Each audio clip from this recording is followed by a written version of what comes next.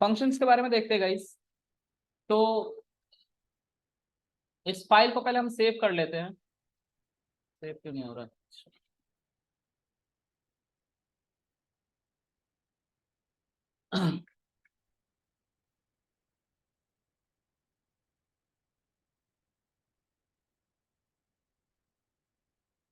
Okay. Function जो होते हैं दो तरीके के होते हैं, ठीक है। पहला होता है नॉर्मल फंक्शन, दूसरा होता है अनोनिमस फंक्शन।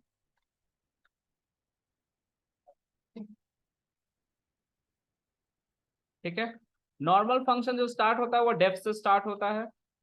अनोनिमस फंक्शन जो स्टार्ट होता है वो लैम्डा से स्टार्ट होता है। ठीक है। फंक्शन के अंदर जो आर्गुमेंट आते हैं उन आर्गुमेंट की बात करते हैं। पहला होता है पोजिशनल आर्गुमेंट। दूसरा होता है की वैल्यू आर्गुमेंट। तीसरा होता है कीवर्ड आर्गुमेंट। लास्ट होता है आर्बिट्रेरी आर्गुमेंट। स्पेलिंग देख लेना एक बार आर्बिट्रेरी की। ठीक है।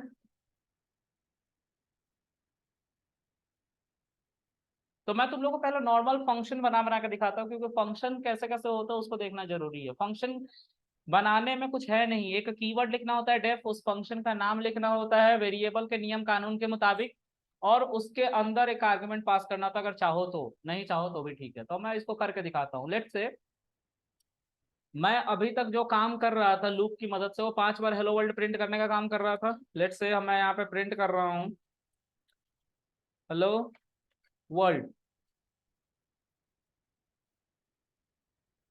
शिफ्ट एंटर, 5 बार हेलो वर्ल्ड आ गया।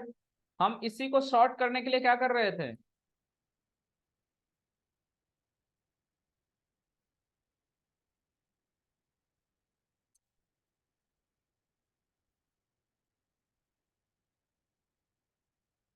Hello world.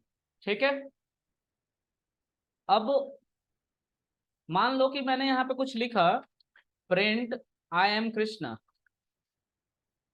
ठीक है। फिर मैं चाहता हूँ 5 बार हेलो वर्ल्ड लिखना, तो मैं क्या करूंगा? I have to mention this again, लिखूंगा। तो अगर मैं इसको 100 बार लिखता हूँ तो कितने लाइन के कोड हो जाएंगे मेरे? 200 लाइन के कोड इसके हिसाब से। तो इससे क्या होगा? रिपीटेशंस होंगे। रिपीटेशंस को ये रिडंडेंसी कहते हैं। बार बार तुम अपने कोड को रिपीट मत करो, इसका मतलब ये होता है। ठीक है। और रिपीटेशन करना बहुत बुरी बात है ऑब्जेक्ट ओरिएंटेड प्रोग्रामिंग, खासतौर पे जो लैंग्वेज सपोर्ट करती है उनके साथ। क्योंकि ऑब्जेक्ट ओरिएंटेड प्रोग्रामिंग को इसलिए बनाया गया था कि कोड को छोटा से छोटा करा जा सके। ठीक है।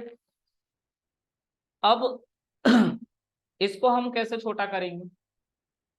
तो इस पूरे कोड को, ये 2 लाइन का जो कोड है, इसको एक फंक्शन में डाल देंगे। फंक्शन को शुरू करने से पहले डेफ लिखना पड़ता है। डेफ आइडेंटिफायर, जैसे फोर लूप में फोर आइडेंटिफायर है फोर लूप का, वाइल में वाइल आइडेंटिफायर है वाइल लूप का, उसी तरह से फंक्शन में डेफ आइडेंटिफायर है किसका? फंक्शन का। ठीक है। डेफ लिखने के बाद हमें कुछ नाम इसका देना पड़ता है। नाम देना इसलिए जरूरी है क्योंकि फंक्शन इसकी डिमांड करता है कि भाई तुम मुझे नाम दो, हम नाम से ही चलेंगे। जब तुम मेरा नाम कॉल करोगे, मैं अपने अंदर जो भी होगा उसको चला दिया करूंगा। ठीक है। तो इसका नाम दे देते हैं लेट्स से हेलो, और पैरेंथेसिस, और ये कॉलन आ जाता है। ये पैरेंथेसिस क्यों है आई विल टेल यू, लेकिन थोड़ी देर बाद। ठीक है। ये कॉलन क्यों है इसके बारे में हमने बताया है। जब ये कॉलन लगता है means we will start a indented block now. ठीक है। एंटर प्रेस करोगे you will get space from the beginning, like 4 spaces there, और उसमें तुम अपने कोड को लिखोगे। अब क्योंकि फोर लूप के अंदर भी एक इंडेंटेड ब्लॉक वाला पार्ट आता है, you have to mention it inside for loop block. तो उसके लिए तुम्हें और स्पेसेस देनी पड़ेंगी फोर लूप से पैरेलल। क्लियर है? जब इसको तुम शिफ्ट एंटर करके रन करोगे इट विल रिटर्न नथिंग, ये कुछ भी आउटपुट नहीं देगा, लेकिन मेमोरी में कुछ आया है। क्या आया है? हेलो। ठीक है। जब टैब प्रेस करोगे तो देखो हेलो के आगे क्या लिखा हुआ है? फंक्शन।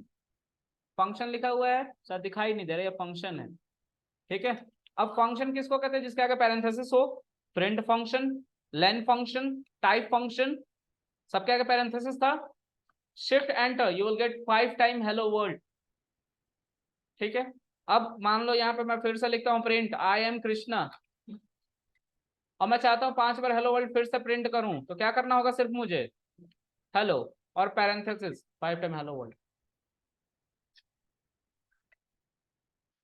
है ना? तो इसके आगे देखते हैं। एक दिक्कत है, मैं कभी भी अब हेलो पैरेंथेसिस को प्रिंट करूंगा ना तो 5 बार हेलो वर्ल्ड प्रिंट होगा। थोड़ा सोचो कि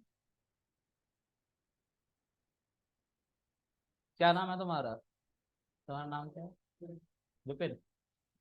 विपिन जो है हॉस्पिटलाइज हो गया, है ना?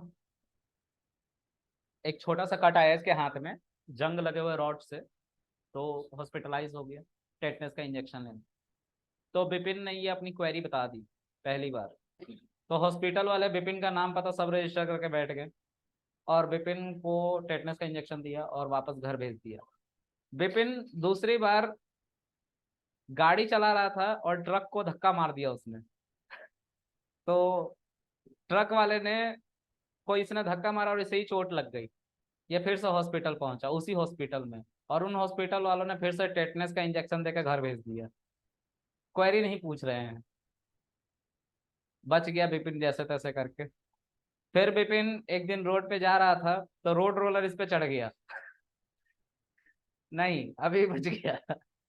और फिर को इसको उसी हॉस्पिटल में ले गए, और फिर हॉस्पिटल वाले ने टेटनेस का इंजेक्शन दिया, इसे घर भेज दिया। फिर से विपिन ड्यूकेट की छत से एक दिन कूद गया, है ना? फिर से उसी हॉस्पिटल में ले गए इसे, और फिर से क्या हुआ? टेटनेस का इंजेक्शन दिया और भेज दिया। ये फंक्शन कुछ वही काम कर रहा है।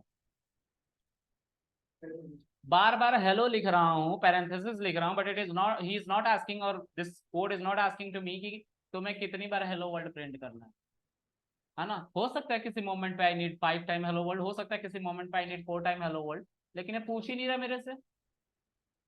मतलब एक बार जो हॉस्पिटल में हमने रजिस्टर जिस चीज के लिए कर लिया, विपिन का वही तब से इलाज चल रहा है। हाँ, तो ये एक गलत बात है, राइट? ऐसे कोड हम नहीं लिखेंगे। तो इस कोड का इंटरेक्टिव होना जरूरी है, इसीलिए इस पैरेंथेसिस को रखा गया था। इस पैरेंथेसिस में कुछ बातें हमें लिखनी होती हैं, और तब बात होती है आर्ग्यूमेंट्स की। आर्ग्यूमेंट्स जो और कुछ नहीं बल्कि हमारे वेरिएबल्स ही होते हैं, लेकिन उनको आर्ग्यूमेंट तब कहते हैं जब वो फंक्शन के पैरेंथेसिस में लिखे जाते हैं। ठीक है, जब मैंने तुम लोग को वेरिएबल पढ़ाया था तो शायद मैंने ये भी पढ़ाया था कि वेरिएबल को कुछ और नामों से भी जाना जाता है। उसमें पहला है कंटेनर वेरिएबल, फिर कंटेनर उसी को कहते हैं, फिर आइडेंटिफायर भी कहते हैं उसे, फिर उसे हम आर्ग्यूमेंट भी कहते हैं, और हमने उसे ऑब्जेक्ट भी कहा था। ठीक है, मैंने बोला था अलग अलग कॉन्सेप्ट में अलग अलग बातें अलग और अलग अलग नाम से पुकारा जाता है इसे। ये बातें मैंने बता रखी थी उस समय। ठीक है, तो अब इस रेंज का क्या मतलब है कि हमारा लूप कितनी बार चलेगा, हेलो वर्ल्ड कितनी बार चलेगा, राइट? तो मैं हेलो वन नाम से इसको रखता हूँ। ठीक है, हेलो वन नाम से रखता हूँ, नाम बदल रहा हूँ, ऊपर वाला हेलो था, ये हेलो वन है। ठीक है, इसके अंदर ये जो रेंज है इसको मैं बदल रहा हूँ, इसको मैं एक वेरिएबल मान लेता हूँ एन। ठीक है, और यहाँ पे मैं इसी एन को रख देता हूँ। ठीक है, शिफ्ट एंटर। अब हेलो अगर मैं चलाऊंगा तो दो हेलो, एक हेलो है, एक हेलो वन है। हेलो वन को मैं कॉल कर रहा हूँ और पैरेंथेसिस लगा रहा हूँ। अगर मैंने अब इसको ऐसे ही चलाने की कोशिश की तो बोलेगा एक आर्गुमेंट मिसिंग है, एन। उसको तो बताओ, उसको कौन बताएगा? तो मैंने बोला ठीक है, बता देता हूँ। मैंने यहाँ पे लिखा लेट से 5, जब 5 लिखा तो 5 बार हेलो वर्ल्ड चला। ठीक है, मैंने फिर से यहाँ पे हेलो को कॉल किया, हेलो वन को, और इसमें मैंने लिखा 2, तो 2 बार हेलो वर्ल्ड प्रिंट हुआ। मतलब अब विपिन जा रहा है उन्हीं हॉस्पिटल में अपने रेलेवेंट उपचार के लिए, तो उसका उपचार वैसे ही हो रहा है, ट्रीटमेंट वैसे ही हो। ठीक है, तो उसी तरह से फंक्शन है, जितनी बार तुम्हें हेलो वर्ल्ड चाहिए उतनी बार हेलो वर्ल्ड प्रिंट करो। तुम क्यों एक ही तरह का काम करोगे उस, है ना। एक इंपॉर्टेंट बात, अभी आप लोगों ने नोटिस करा होगा कि मैं पहले फंक्शन बना रहा हूं फिर उसे कॉल कर रहा हूं, पहले कॉल करके फंक्शन नहीं बना रहा हूं, पहले फंक्शन बना रहा हूं फिर उसे कॉल कर रहा हूं। तो ये बात आपको भी करनी है, इसलिए क्योंकि मेमोरी में जब आप हेलो पैरेंथेसिस लिख रहे हो तो हेलो वन पैरेंथेसिस को ढूंढा जा रहा है कि ये पहले से डिफाइंड है कि नहीं, अगर है तो उसके अंदर लिखा हुआ क्या है उसी को तो चलाएंगे यूजर के डिमांड के अकॉर्डिंग। ठीक है, और यूजर की डिमांड क्या है, हेलो वर्ल्ड प्रिंट करो कितने बार, 2 बार, हेलो वर्ल्ड प्रिंट करो 5 बार, हेलो वर्ल्ड प्रिंट करो 10 बार, प्रिंट करो 100 बार। तो अकॉर्डिंग टू यूजर रिक्वायरमेंट हम प्रिंट करेंगे। ठीक है, आगे हाँ अभी उसके बारे में आ रहे हैं। अब यहाँ पे ध्यान से देखो, यहाँ पे मैंने लिखा print this is Python class. ठीक है, शिफ्ट एंटर। अगर मुझे लूप से करना होता ये काम तो मुझे लूप बनाना पड़ता पूरा का पूरा, या कॉपी पेस्ट भी करते तो 2 लाइन का कोड एक्स्ट्रा लिख रहे थे ना। फॉर आई इन रेंज क्या, लेट्स से 2 बार चलाना है print hello world, shift enter, 2 बार प्रिंट हो रहा है। इसमें प्रॉब्लम ये है कि तुम्हें 2 लाइन का कोड बेवजह के लिखने पड़ रहे हैं। क्यों लिखोगे 2 लाइन के कोड बेवजह के, अगर यही काम करना है तो एक फंक्शन बना लो और उस फंक्शन को इंटरेक्टिव कर लो। अब तुम्हें ये 2 लाइन का कोड नहीं लिखना पड़ेगा क्योंकि interpreter line by line read करता है। अगर वो एक लाइन को रीड करने में 0.02 सेकंड का भी वक्त लगा रहा है तो 10 लाख लाइन ऐसे रीड करने में कुछ तो टाइम लगाएगा ही ना। और हमें टाइम बचाना होता है, बढ़ाना नहीं, इसके लिए फंक्शन को बनाना।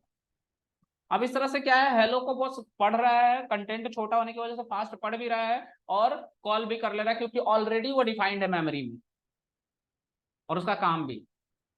ठीक है, तो इससे फास्ट हमारा डेवलपमेंट हो जाता है, plus neat and clean code रहता है हमारा, बेवजह का हम हर जगह कुछ ना कुछ नहीं भरते, साफ सुथरा रहता, सब कुछ एक प्रॉपर तरीके से हो। समझ में आ गया गाइस, अब समझ में आएगा क्यों यूज कर रहे हैं हम इसे।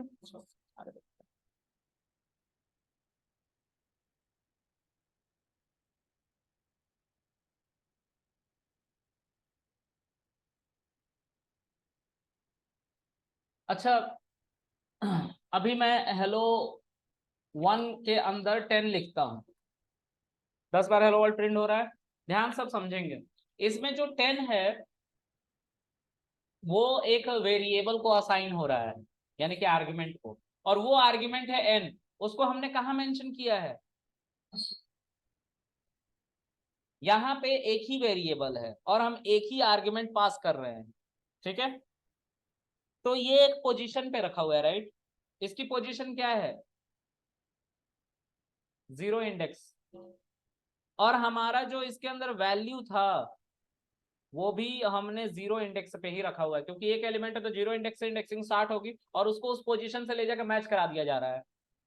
वो जो आर्ग्यूमेंट है वो पोजिशनल आर्ग्यूमेंट है, सिंपल वैल्यू को कंटेन कर रहा है और आउटपुट दे दे रहा है। ठीक है, तो इस तरह के आर्ग्यूमेंट को पोजिशनल आर्ग्यूमेंट कहा जाता है। हम इसके ऊपर कुछ और एग्जांपल देखते हैं।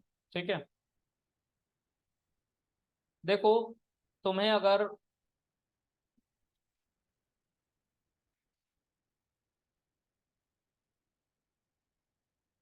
नेम नाम का एक वेरिएबल एक एक फंक्शन बनाना है तो तुम नेम रखो। अब इस नेम में आप अपना नाम मेंशन करना चाहते हो, है ना, तो ए नाम का ही आर्ग्यूमेंट ले लो और अपने, छोड़ो इतना ही रखो, और इस यहाँ पे तुम लिखोगे let's say I am Krishna. लेकिन आई एम कृष्णा अगर मैं लिखूं तो क्या होगा कि हमेशा जब भी मैं नेम पैरेंथेसिस को कॉल करूंगा I will get I am Krishna, right, boring हो जाएगा ना। तो हम क्या करेंगे, हम एफ स्ट्रिंग का सहारा लेंगे, इसको हम करली ब्रैकेट में कन्वर्ट करके डॉट फॉर्मेट यूज करेंगे, डॉट फॉर्मेट के अंदर एल पास ए और रन कर देंगे। अब नेम को मुझे हमेशा एक नाम के साथ देना पड़ेगा, it will return I am Krishna. ठीक है, क्यों? क्योंकि हमारा जो नेम है वो नेम नाम का एक फंक्शन है जो ऑलरेडी डिफाइन कर दिया है, उसमें एक आर्ग्यूमेंट है जिसको हम ए कह रहे हैं। उस ए की वैल्यू को डॉट फॉर्मेट के द्वारा इस स्ट्रिंग से इंटरेक्ट करवाया जा रहा है। इस स्ट्रिंग के अंदर ए की जो वैल्यू है, पहले तो ए की वैल्यू जब हमने नेम को कॉल किया तो यहाँ आकर सेटल हो गया, राइट। अब ये जो ए की वैल्यू है यहाँ पर रखा गया और इसने यहाँ की वैल्यू को इसके अंदर रखा। ये एक सीक्वेंस था, एक तरीका था। जब जब हमने नेम पैरेंथेसिस के अंदर कोई नाम लिखा तब तब यही हुआ। मेमोरी में जो हमारा नेम नाम का फंक्शन है उसके अंदर जो आर्ग्यूमेंट है उसकी जगह पे उस वैल्यू यानी कि कृष्णा को पहुंचा दिया गया, और उस कृष्णा के वैल्यू मतलब जो ए की वैल्यू है कृष्णा, उस कृष्णा को डॉट फॉर्मेट के अंदर पहुंचाया गया और उस डॉट फॉर्मेट के अंदर से स्ट्रिंग के अंदर पहुंचाया गया और हमें ऐसे आउटपुट हमारा मिल गया। ठीक है, समझ में आ रही है सीक्वेंस? अब हम कुछ और भी फंक्शन बनाते हैं। दो वैल्यू को ऐड करना है, ठीक है, दो वैल्यू को ऐड करना है। कैसे ऐड करेंगे? तो एक फंक्शन है जिसका नाम है डेफ, और ऐड करके एक हमारा हम नाम दे देते हैं। इसके अंदर दो वैल्यू हम रख रहे हैं ए और बी, ठीक है। अगर मैं यहाँ पे प्रिंट लिखूं और a प्लस बी लिखूं, आई विल गेट नथिंग। लेकिन जब मैं ऐड को यूज करके I will mention 10,20 I will get something and that is 30। Is it? अब ये जो 30 है, ध्यान से देखो, यहाँ पे दो पोजीशंस हैं, ठीक है, और ये भी दो पोजीशंस हैं यहाँ पे। ये 0 इंडेक्स, ये 1 इंडेक्स, ये 0 इंडेक्स, ये 1 इंडेक्स। 0 इंडेक्स की मैपिंग 0 इंडेक्स से करा दी गई, 1 इंडेक्स की मैपिंग 1 इंडेक्स से करा दी गई, और यहाँ पे ए और बी की वैल्यू को रख लिया गया और आउटपुट दे दिया गया हमें 30। अगर हम इसको देखना चाहते हैं कि क्या सच में ऐसा ही हो रहा है, तो हम क्या करेंगे, हम इसके अंदर आएंगे, यहाँ पे प्रिंट लिखेंगे और प्रिंट के अंदर हम ए को लिखेंगे। रीडेबिलिटी पर्पज के लिए मैं यहाँ पे ए लिख देता हूँ, जिससे हमें पता चले ए में 10 ही आया है ना। और यहाँ पे हम प्रिंट लिखेंगे, बी लिखेंगे और कॉलन देंगे कॉमा बी। जब हम इसको रन अप करेंगे तो देखो ए की वैल्यू 10 ही थी और बी की वैल्यू 20। तुम अगर इसके पोजीशन को बदल दोगे, यानी कि बी को पहले ए को बाद में कर दोगे और 10-20 दोगे, तो इस बार बी की जो वैल्यू हो वो 10 होगी, ए की वैल्यू 20 होगी। करके दिखाता हूं मैं। ऐड नाम का एक और फंक्शन बनाने जा रहा हूं मैं। ऐड नाम का एक और फंक्शन बनाने जा रहा हूं जिसका नंबर मैं बदल दूंगा, बस 1 कर दूंगा क्योंकि थोड़ा सा अलग दिखे। और यहाँ पे मैं बी कोमा ए कर दूंगा, चलाऊंगा। ऐड नाम का देखो दो मेथड है, एक ऐड है एक ऐड वन है। ऐड वन को कॉल करेंगे, आई विल मेंशन 10,20, लेकिन ए की जो वैल्यू हो वो 20 होगी, बी की वैल्यू जो है 10 होगी। पोजीशन बदल रहा है ना, क्योंकि इंडेक्स के अकॉर्डिंग इनको वैल्यूज दी जा रही है। ठीक है, तो इसी को कहते हैं पोजिशनल आर्ग्यूमेंट। तुम सबने रेट ऑफ इंटरेस्ट की बात सुनी होगी, इंटरेस्ट निकाला कैसे जाता है, तो उसका फॉर्मूला है PRT/100। ठीक है, अब ये 100 कहां से आया, किसी को पता है? नहीं पता है, चलो छोड़ो। हैं यार, या तो साफ बोलो या तो बोलो ही मत। क्वेश्चन ही नहीं सुना तो फिर काहे बोल रहे हो, चुप रहो ना। चलो देखो, यहाँ पे बेसिकली क्या है कि हमें रेट ऑफ इंटरेस्ट निकालना है। रेट ऑफ इंटरेस्ट के लिए जो फॉर्मूला है वो PRT है, principal amount rate of interest and time. ठीक है, तो ये बेसिकली जो हम कर रहे हैं इसको हमें याद रखने की जरूरत नहीं है, लेकिन हमें ये तो पता होना चाहिए ना कि अगर हमको कल को फॉर्मूला दे दिया जाए तो हम उसको कैसे कोड में लिखेंगे जिससे हम आगे चल के उसको इस्तेमाल कर पाए। ये हम सिखाने जा रहे थे। ठीक है, यहाँ पे एक फंक्शन बनाऊंगा मैं, उस फंक्शन का नाम मैं दे दूंगा, let's say rate of interest. अब तुम बोलोगे कि सर ऐसा भी फंक्शन का नाम होगा, मैंने बोला वेरिएबल के नियम कानून के मुताबिक कुछ भी लिख सकते हो, एक्सेप्टेबल नेम होना चाहिए तुम्हारा। ठीक है, अगर तुम्हारा वे ऑफ राइटिंग यहाँ पे जो नेम है, नेम तुम्हारे रूल रेगुलेशन के अकॉर्डिंग नहीं चल रहा है, मतलब मैंने रूल रेगुलेशन में दो तीन बातें सिखाई है। पहला, कभी भी वेरिएबल का नाम नंबर से नहीं डिफाइन होगा। दूसरा, स्पेशल कैरेक्टर नहीं आएंगे एक्सेप्ट अंडरस्कोर। तीसरा, रीडेबल होना चाहिए। रीडेबल है, कोई स्पेशल कैरेक्टर नहीं एक्सेप्ट अंडरस्कोर, इसमें कोई नंबर नहीं है शुरू से, शुरू में देखो, तो ये सब सही है, एक्सेप्टेबल है। इसमें तीन बातें होंगी, PRT। सर क्या हम ऐसे ही हमेशा सिंगल सिंगल लेटर वाले आर्गुमेंट देंगे? मैंने बोला नहीं, तुम पूरा लिखो ना, प्रिंसिपल रेट टाइम। ठीक है, ऐसा भी लिख सकते हो, लेकिन दिक्कत ये है कि तुम्हें इनको ऐसे ही लिखना भी पड़ेगा यूज करते वक्त। हाँ, तो यहाँ पे जब हम कॉलन देंगे, एंटर प्रेस करेंगे, हम इंडेंटेड ब्लॉक में होंगे रेट ऑफ इंटरेस्ट के। ठीक है, रेट ऑफ इंटरेस्ट जो है P/R/T होता है ना, डिवाइडेड बाई 100। ठीक है, I just want to mention principal पूरा लिख रहा हूं, रेट पूरा, और टाइम पूरा। ठीक है, और इसको मैं एक रिजल्ट नाम के वेरिएबल में स्टोर कर लूंगा। ठीक है, और यहाँ पे प्रिंट करूंगा रिजल्ट को।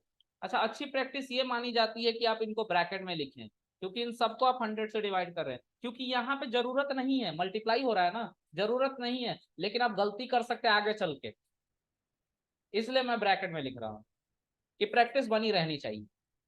ठीक है, जब आप इसको रन करोगे, रेट ऑफ इंटरेस्ट, पहला है प्रिंसिपल अमाउंट 10,000 पे 10% के हिसाब से 2 साल के लिए कितना इंटरेस्ट बनेगा, ये कैलकुलेटर बताएगा तुम्हें। किसी को आप 10,000 का लोन देते हो 10% के इंटरेस्ट पे ईयरली, तो 2 साल के अंदर वो आपको 2,000 रुपए देगा। ठीक है, तो ऐसे हम कोडिंग कर रहे थे, हमारे जितने फॉर्मूलाज होते हैं उनकी हम कोडिंग ऐसे ही करते हैं। ठीक है, अच्छा, अब इसी तरह से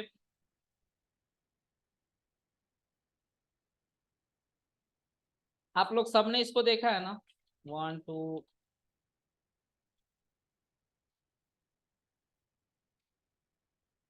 मैं चाहता हूं कि इसको असेंडिंग ऑर्डर में अरेंज कर दिया जाए।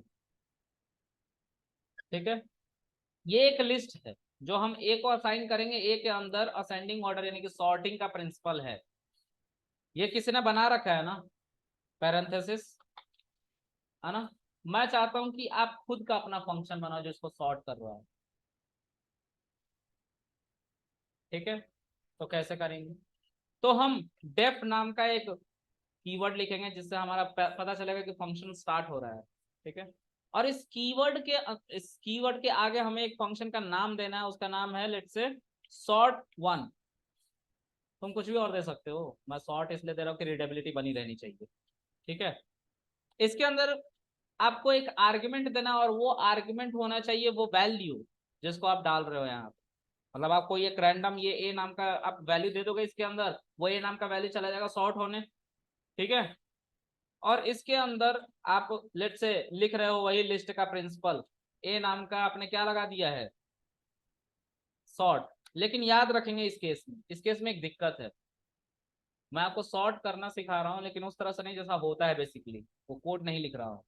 ठीक है, वो कोड मैं लिखूंगा जब मैं सॉर्टिंग पढ़ाऊंगा। ठीक है, तो ए डॉट सॉर्ट जो है पैरेंथेसिस के साथ हम लिख रहे हैं, ये हमेशा लिस्ट के साथ ही काम करेगा, तो याद रखना जब भी इसके अंदर आर्गुमेंट पड़ेगा वो एक लिस्ट होना चाहिए। ठीक है, तो ARG आप लिख लो, यहाँ पे भी ARG लिख लो और रन कर लो, चल गया ना। ARG एक वेरिएबल है, जैसे वेरिएबल होता है बेसिकली, है ना। अब sort1 पैरेंथेसिस, इसके अंदर तुम ए को पास करो, देखो सॉर्ट होके आ जाएगा, लेकिन पता है क्यों नहीं आया? यस, क्यों नहीं आया? सर आपने इसको प्रिंट में नहीं लिखा ना, प्रिंट तो लिख लो, प्रिंट लिखोगे तब तो सॉर्ट होगा, लेकिन ये नन रिटर्न करेगा अभी। तो हम याद रखेंगे कि हम जब ऐसा कुछ कर रहे हो तो हम इसको करने के बाद लास्ट में सिर्फ प्रिंट ARG को करें। सॉर्टिंग हो गई, समझ में आ रहा है? सॉर्ट हो रहा है ना ये। अरे लिस्ट के अंदर डॉट सॉर्ट लगाने से परमानेंट चेंज होता है ना लिस्ट में, परमानेंट चेंज को अगर प्रिंट में लिखोगे तो वो नन देगा ना, इसीलिए हमें अगर इस आउटपुट को देखना है तो हमें इस ARG को ही लिखना पड़ेगा ना, लिख तो रहे हैं ARG को प्रिंट में। ठीक है, चलो अब मान लो कि एक फंक्शन बनाते हैं, वो फंक्शन में अगर तुम कोई सीक्वेंस कोई वैल्यू डालोगे, एक चंक डालोगे बड़ा सा जिसमें नंबर सिर्फ होंगे, तो वो फंक्शन तुम्हें ये डिटेक्ट करके बताएगा कि उसमें से कितने नंबर तुम्हारे ऑड है और कितने इवन है, दोनों के लिस्ट को वो प्रिंट करके दे देगा। ठीक है, तुम कुछ भी डालो। तो हमने सीख रखा है इसको कैसे करते हैं, लूप की मदद से इफ एल्स की कंडीशन लगा के, राइट। तो हम पहले उस कंडीशन को लिखते हैं, तो पहले लूप चलाएंगे फॉर आई इन रेंज। ठीक है, याद रखो तुम रेंज यूज कर रहे हो, तुम्हें रेंज की वैल्यू कैसे पता चलेगी कि कहां तक रेंज चलाना है, लिस्ट कितना बड़ा यूजर देगा हमें। अच्छा, ये जो ए था ना, ये ए में कितने एलिमेंट है, कितने हैं, 11। अगर आप लेन फंक्शन के बारे में याद रख रहे होते तो आपको गिनने की जरूरत नहीं पड़ती थी, है ना। अच्छा, आगे अगर मैं एक लूप चलाऊं फॉर आई इन रेंज और उसके अंदर इस लेन को डाल दूं, यानी कि 11 डाल दिया इसके अंदर, ठीक है, तो अब इस रेंज को कितनी बार चलाया जाएगा, 0 से लेकर 10 टाइम, 11 के लिए तो नहीं चलाया जाएगा, राइट। ओके, मतलब सारे हमारे वैल्यूज कंटेन हो जाएंगे, क्योंकि 0 से हमारा लूप चलना स्टार्ट होगा और 0 से लेके 10 तक भी चलेगा, तो 11 बार तो चला ना लूप, है ना। अच्छा, अब इसके अंदर हम एक कंडीशन लिखेंगे, इफ आई की वैल्यू को अगर डिवाइड करूं 2 से और 0 के बराबर आ जाए तो उसे हम ऑड नंबर बोलेंगे, फॉर इवन नंबर, और एल्स में ऑड नंबर हो जाएगा। ठीक है, चलो ए इज इक्वल टू यानी कि ऑड, इसको एक एम्प्टी लिस्ट बना लेंगे और इवन को हम एक और एम्प्टी लिस्ट बना लेंगे, दो लिस्ट हमने कंटेन कर लिए यहाँ पे। ठीक है, अब इसके अंदर ऑड लिखो, डॉट लिखो और अपेंड लिखो। ठीक है, अपेंड के अंदर तुम आई को लिखो, तो ऑड नहीं, एक्चुअली इवन है, सॉरी मैं थोड़ा उल्टा कर रहा हूँ, यहाँ पे एल्स आ जाएगा तुम्हारा, और एल्स क्या करेगा, जो बच गया यानी कि जो 0 के बराबर नहीं होगा, 1 के बराबर होगा 2 से डिवाइड करने पे, वो हमारे ऑड नंबर्स में चला जाएगा। ठीक है, ऑड डॉट अपेंड आई। ठीक है, लास्ट में मुझे दोनों वैल्यूज चाहिए। ठीक है, एक सीक्वेंस्ड ऑर्डर में एक बेहतरीन तरीके से कि हाँ ये ऑड है ये इवन है। ठीक है, तो मैं यहाँ पे लिखूंगा ऑड लिस्ट, उसके आगे मैं लिखूंगा ऑड को, और प्रिंट यहाँ पे लिखूंगा इवन लिस्ट, उसके बाद मैं लिखूंगा यहाँ पे इवन। ठीक है, इसको चलाऊंगा, तो ये क्या हो गया, ये तो बहुत अलग तरीके से आ गया। क्या मैंने गलती ऐसी कर दी बताओ, लास्ट में मेरा आंसर सही आया है, लेकिन देखो लेकिन क्या हुआ है ऐसा,